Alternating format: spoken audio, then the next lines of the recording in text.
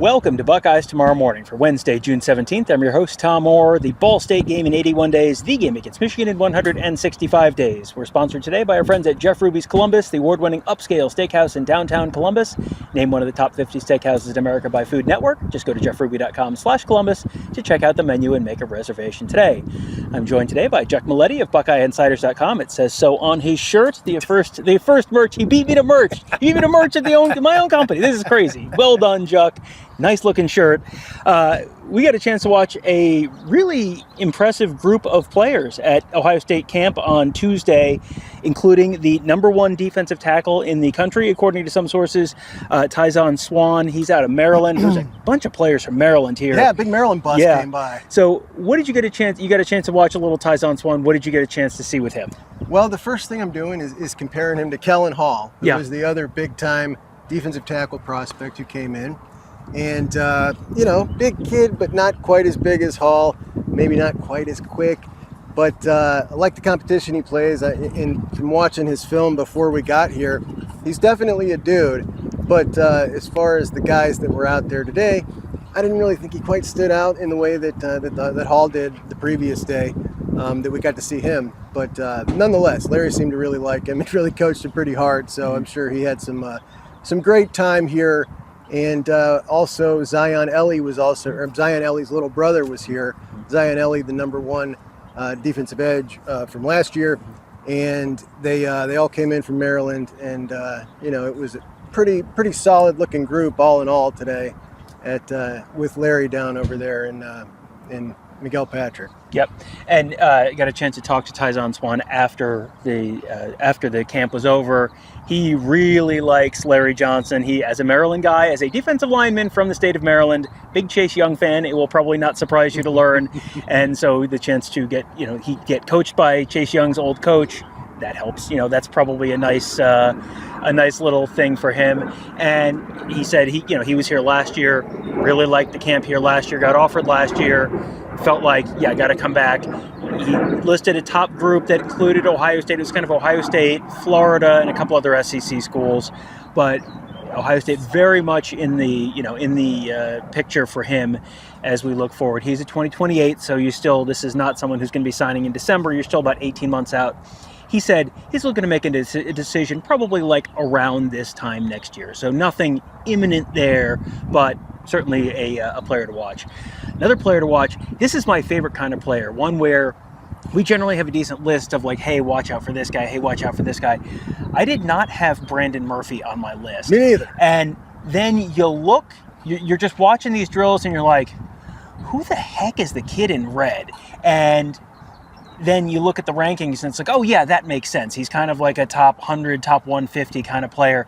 He's got a really interesting recruiting profile where he's listed as a wide receiver, ranked as a linebacker, and was working out with the defensive backs today. And you watched him with the defensive backs and it was like, yeah, man, that's a dude. That's one of those guys that the assistant coaches fight over who gets him. And he was an absolute dog. We had Jay Timmons out here, and Jay Timmons apparently knows him from the Pittsburgh area. He came out here right at the rip, and I saw him talking to Tim Walton about him. And then I'm like, okay, let's see what your buddy has. He blew me away. I mean, the dude was a dog. He had 2 consecutive interceptions and just got the handshake from Tim Walton afterwards. Much respect, sir.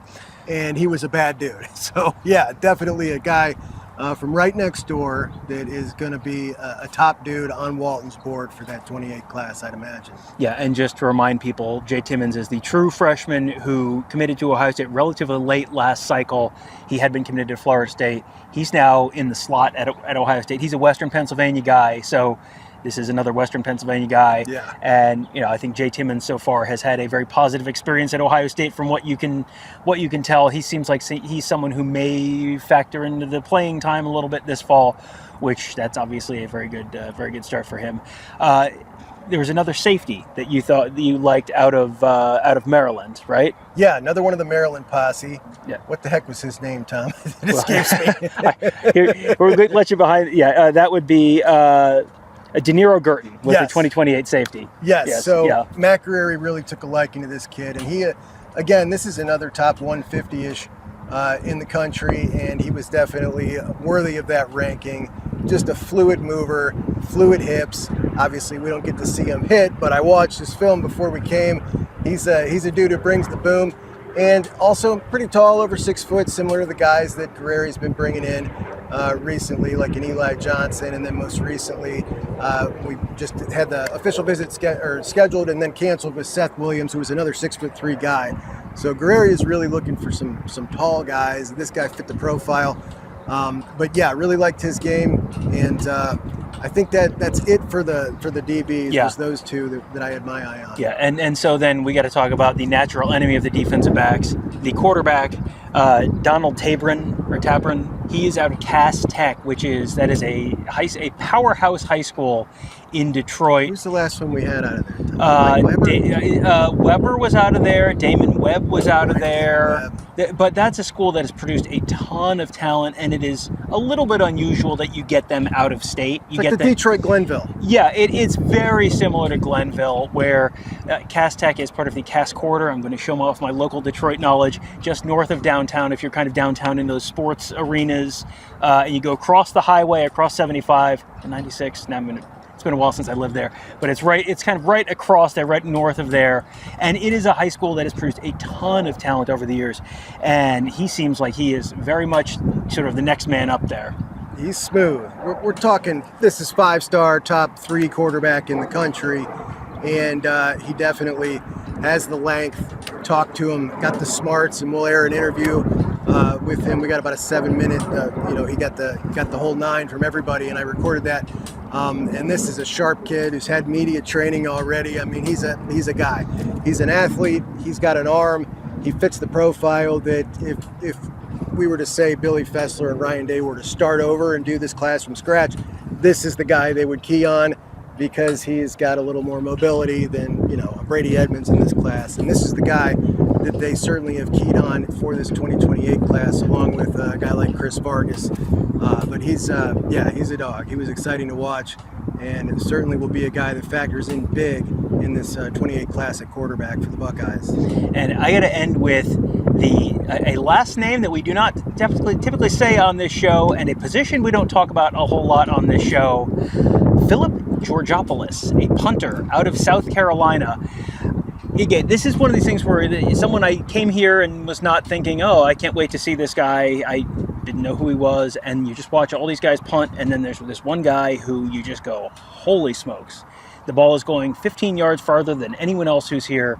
He's kicking it from the far side of midfield and hitting the upright on the goalpost from like the far side of midfield. That's like, okay, that is a big leg. So it will not surprise you to learn that he is a 5-star punting prospect for 2027. So just a name to sort of file away. We'll see if you can beat out Kirk Ferentz for one of the best punters in the nation. But you don't often get your head turned by a punter. Yeah. But it was like, all right, that is different. A left-footed punter out of South Carolina, an elite punter, not from Australia, of all things. The craziest thing. But yeah, so one more name to just sort of file away for you. Who could forget that one? Georgeopolous. Still the Greek punter. There you go. Yes, so there you go. 5 names that we were impressed with at Ohio State camp on Tuesday. We'll have interviews. Juck mentioned the interview with Donald Tabron. Yep. And I had the interview with Tyzon Swann, and I know Tony got a couple with some running backs. We'll have all that stuff for you on our YouTube channel as well, youtube.com/@BuckeyeInsiders. And thanks again to our friends at Jeff Ruby's Columbus, proudly offering nationally acclaimed USDA prime steaks, seafood and sushi, impeccable service, live entertainment, and an attention to detail that is simply unmatched. Just go to jeffruby.com/Columbus to check out the menu and make a reservation today. That'll do it for today. Thank you guys all for joining us. Have a great day. We'll talk to you tomorrow.